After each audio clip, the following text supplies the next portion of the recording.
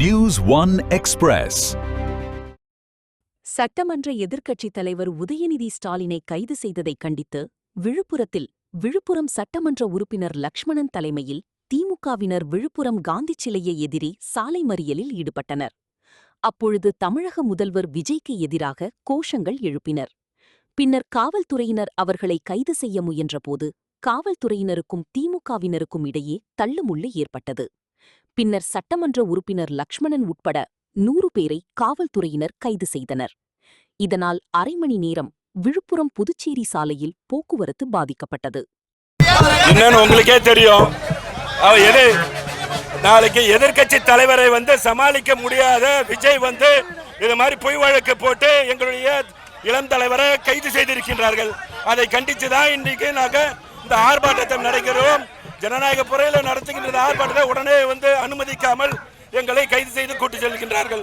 வன்மையாக விஜய் அரசை நாங்கள் கண்டிக்கிறோம்.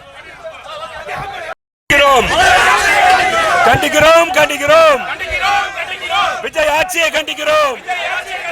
போடாதே போடாதே பொய் வழக்கை போடாதே போடாதே போடாதே பொய் வழக்கை போடாதே.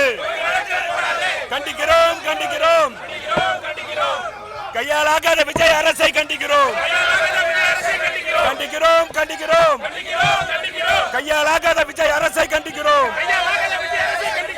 மானங்கெட்ட விஜய் ஆட்சியை கண்டிக்கிறோம். போடாதே போடாதே பொய் வழக்கை போடாதே போடாதே போடாதே கையாலாகாத விஜய் அரசை போடாதே. கண்டிக்கிறோம் கண்டிக்கிறோம் கையாலாகாத விஜய் அரசை கண்டிக்கிறோம்.